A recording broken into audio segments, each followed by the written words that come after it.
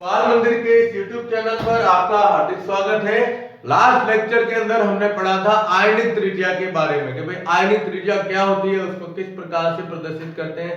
धनायन की त्रिज्या आपको याद होगा, धनायन का आकार उसके उदासीन परमाणु से हमेशा क्या होता है, छोटा होता है। उसी तरीके से ऋण आयन जो होते हैं, ऋण आयनों का आकार उसके उदासीन परमाणु से बड़ा होता है। ठीक है, आज हम जो टॉपिक लेने जा रहे हैं ये परमाणु त्रिज्या को कंप्लीट कर देंगे आज। ठीक है, देखिए इससे पहले एक बात आती है कि जो अगर आपको ऐसी श्रेणी दे, कोई सम इलेक्ट्रॉनीय श्रेणी देते हैं और ये पूछते हैं कि इस सम इलेक्ट्रॉनीय श्रेणी के अंदर आप सबसे छोटे आकार का परमाणु या आयन और सबसे बड़े आकार का आयन कौन कौन सा बता सकते हो, तो उसके लिए हमने जो पहले एग्जाम्पल लिए थे कल, जैसे धनायन के लिए थे 3 और 3 ऋणायन के, अब वो सब एक साथ लिखे जाए तो किस प्रकार से लिखे जाते हैं। जैसे आपको दे दिया, देखिए एक दिया है n -3 O -2 F माइनस, ठीक है, और साथ में दे दिया Na प्लस Mg +2 और Al3+। अब आपको पूछेंगे कि इस श्रेणी के अंदर, अब ये सम इलेक्ट्रॉनीय श्रेणी है, इस श्रेणी में यहां जैसे सवाल आता है कि इस श्रेणी में सबसे छोटा एवं सबसे बड़े आकार का आयन कौन सा होगा, कौन सा होगा, ये आपको इसमें पूछा गया है कि इस श्रेणी के अंदर, इस सवाल को, ये सवाल है अपना कि इस श्रेणी में सबसे छोटा और सबसे बड़ा आकार किसका होगा। तो इसके लिए आप सबसे पहले, जैसे अपन ने कल लिया था, पहले इसमें इलेक्ट्रॉन प्रोटॉन की संख्या बता दो। देखो हम इस श्रेणी को यूं लिखते हैं जैसे N O F Na, ठीक है, Mg और Al, ठीक है, ऊपर आवेश लिख दो -3 -2 -1। अगर हाँ इसमें एक साथ में और जोड़ना चाहो तो भी जोड़ सकते हो, नियॉन गैस। कौन सी? नियॉन, क्योंकि ये उदासीन है, ठीक है ना। चलिए ये F माइनस, ठीक है, यहां भी हम क्या करते हैं, नियॉन जोड़ देते हैं साथ में,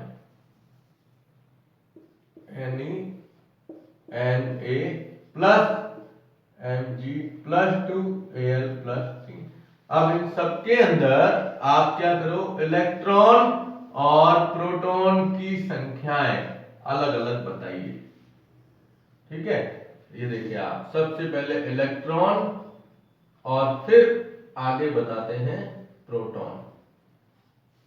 ये प्रोटॉन की संख्या, इन संख्याओं से ही हम ये डिसाइड कर सकते हैं कि भाई इसमें सबसे छोटा और सबसे बड़ा आकार किसका होगा। देखिए सबसे पहले हम लेते हैं नाइट्रोजन। नाइट्रोजन का परमाणु क्रमांक, ये मैं क्रमांक ले देता हूं, ये 7, ये 8, ये 9, ये 10, ये 11, ये 12 और ये 13। ठीक है, 7 है तो 7 परमाणु क्रमांक, ऊपर -3 यानी 3 इलेक्ट्रॉन आ रहे हैं, +3 कितने हो गए 10। ऑक्सीजन का 8 +2 कितने हो गए 10। फ्लोरीन 9 +1 कितने हो गए 10। इसका परमाणु क्रमांक 10 है, नियॉन का उदासीन परमाणु है, तो इसमें इलेक्ट्रॉन कितने होंगे 10। अब यहां देखिए Na, तो Na हो जाएगा 11 - 1 कितने हो जाएंगे 10, क्योंकि ऊपर +1 लिखा हुआ है, +1 का मतलब एक इलेक्ट्रॉन इसने त्यागा है। ठीक है, मैग्नीशियम 12 - 2 कितने हो जाएंगे, ये अपने आ जाएंगे 10 इलेक्ट्रॉन। और इसमें एल्यूमिनियम 13 - 3 बराबर कितने हो जाएंगे 10 इलेक्ट्रॉन। तो सभी के अंदर इलेक्ट्रॉन की संख्या तो बराबर है। अब हम लिखते हैं इसमें प्रोटॉन की संख्या, इसका परमाणु क्रमांक 7, तो इसमें प्रोटॉन 7, इसमें 8, इसमें 9, इसमें 10, इसमें 11, इसमें 12 और इसमें 13। अब देखिए आप इलेक्ट्रॉनीय श्रेणी में इलेक्ट्रॉन की संख्या बराबर हो गई, तो अब हमें इसमें क्या बताना है, प्रोटॉन की संख्या है। पहला आयन है नाइट्रोजन, नाइट्रोजन के अंदर प्रोटॉन की संख्या है 7, और लास्ट में हम देख रहे हैं एल्यूमिनियम के अंदर प्रोटॉन की संख्या है 13। अब नाइट्रोजन ऋणायन है और एल्यूमिनियम धनायन है, ठीक है ना। तो इसमें ये बताओगे आप कि नाइट्रोजन में सबसे कम क्या है, प्रोटॉन कितने हैं, 7, और एल्यूमिनियम में ये N-3 A+3 में सबसे अधिक क्या है, प्रोटॉन, ठीक है, और इसकी संख्या कितनी है, 13 है। इसका मतलब ये हुआ कि नाइट्रोजन में नाभिकीय आकर्षण बल का मान सबसे कम होगा, यानी इसमें हम बताएंगे नाभिकीय आकर्षण बल सबसे कम क्या होगा, सबसे कम, और इसमें नाभिकीय आकर्षण बल क्या होता है, सबसे अधिक होता है। क्या होता है, सबसे अधिक, ठीक है ना। तो जब हम यहां कहते हैं कि N-3 में सबसे कम प्रोटॉन और Al+3 में सबसे ज्यादा, तो जिसमें सबसे ज्यादा प्रोटॉन होंगे उसका नाभिकीय आकर्षण बल उतना ही क्या होगा, अधिक होगा। इसलिए एल्यूमिनियम का आकार सबसे छोटा क्या होगा, सबसे छोटा आकार किसका होगा, एल्यूमिनियम का सबसे छोटा आकार, ठीक है।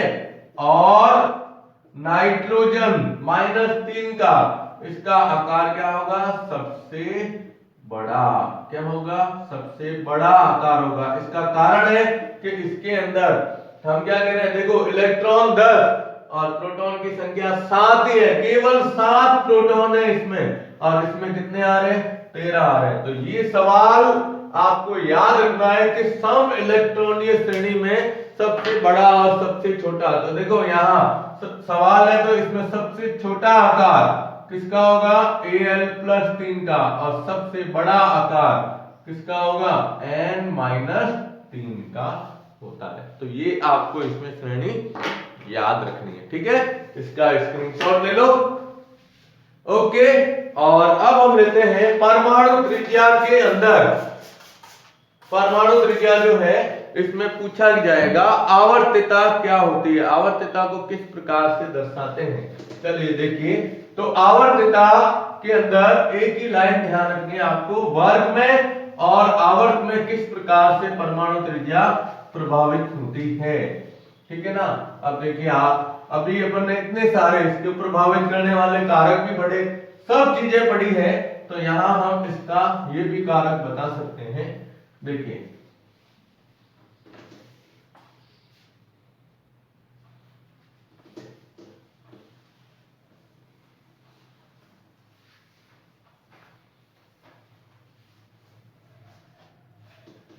परमाणु त्रिज्या,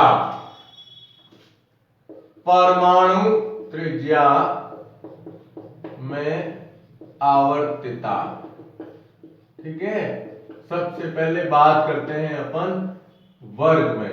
देखो वर्ग में तो ये कहा जाता है कि एक ही वर्ग में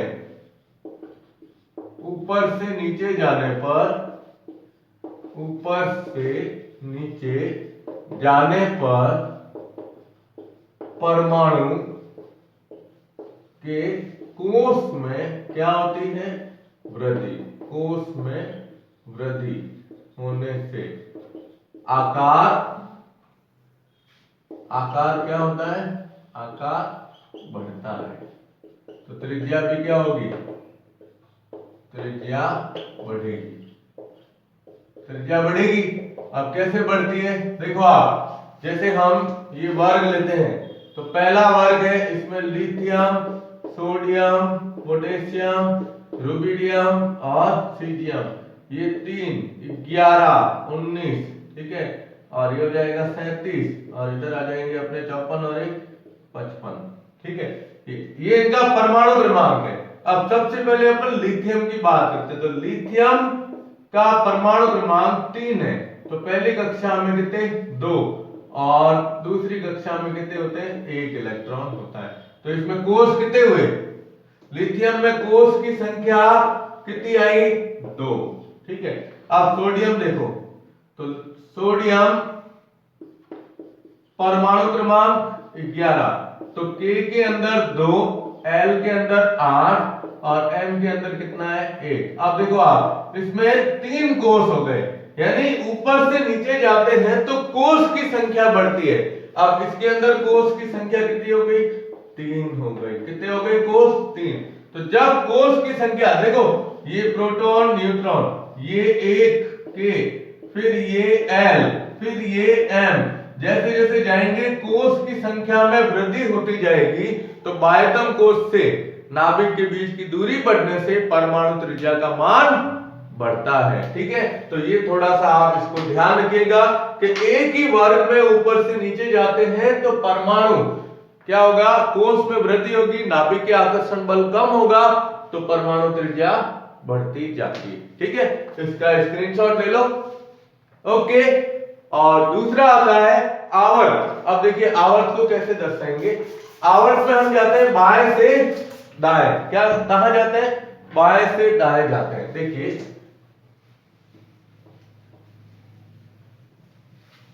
तो ये कहा जाता है कि आवर्त में बाएं से दाएं जाएंगे तो परमाणु के एक ही कोष में क्या होता है, इलेक्ट्रॉन की संख्या बढ़ती है। इसको अभी अपन उदाहरण के द्वारा लेते हैं। एक देखिएगा,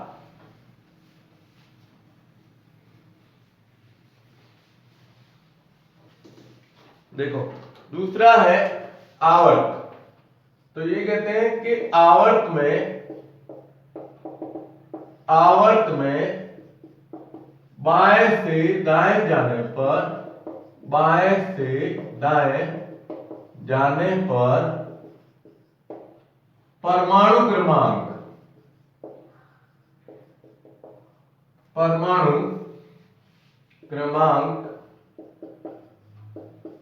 बढ़ता है, लेकिन इलेक्ट्रॉन एक ही कोष में भरे जाते हैं। क्या होंगे, एक ही कोष में भरे जाते हैं। अब एक ही कोष में भरे जाएंगे तो हम क्या कहेंगे, नाभिकीय आकर्षण बल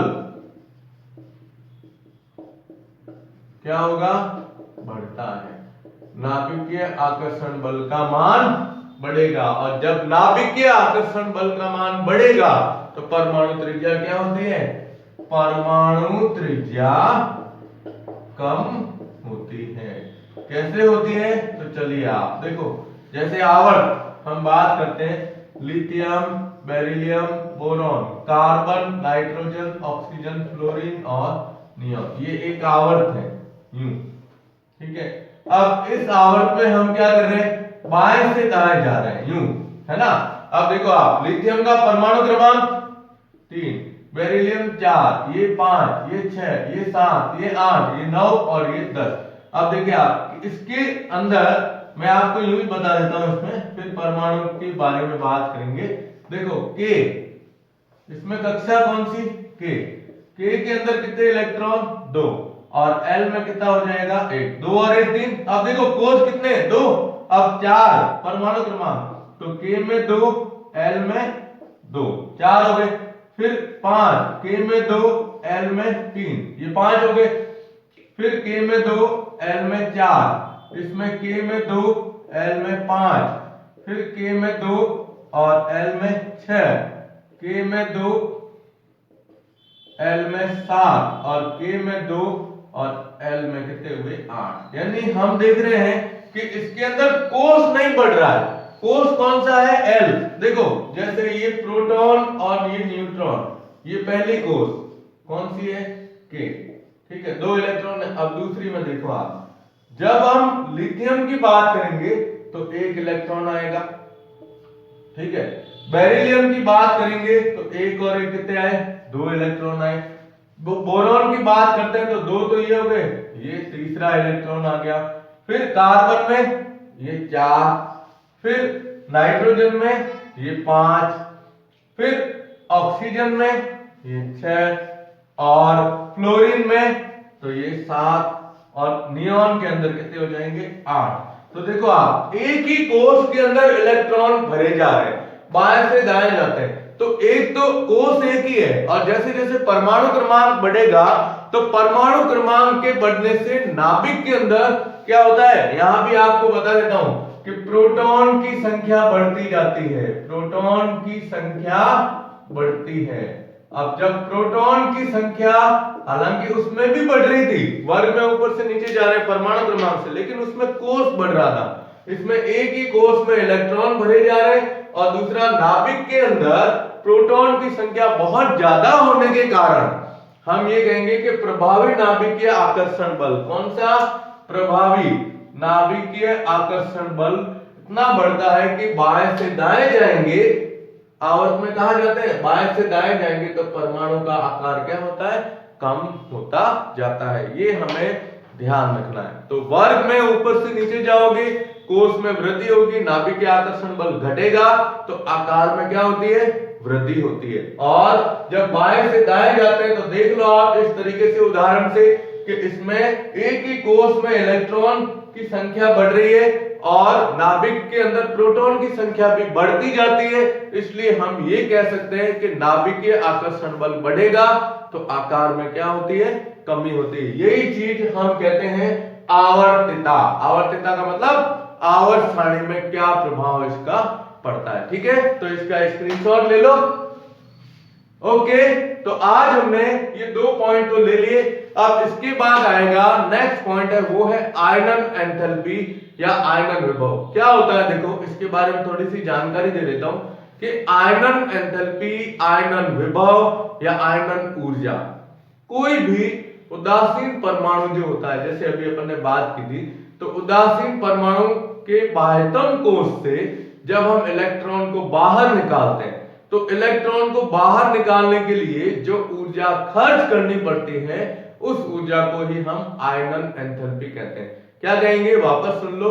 एक उदासीन परमाणु के बाह्यतम कोष से इलेक्ट्रॉन को बाहर निकालना है तो उसको निकालने के लिए जो ऊर्जा खर्च की जाएगी उसे ही आईपी कहा जाता है। इसको आईपी, आयोनाइजेशन पोटेंशियल के नाम से जाना जाता है। ऊर्जा है तो किलो जूल प्रति मोल के रूप में भी इसको लिख सकते हैं। ठीक है, तो इसके बारे में अपन नेक्स्ट वीडियो में आयनन एंथैल्पी क्या होती है, किस प्रकार से प्रभावित होती है, बात करेंगे। धन्यवाद।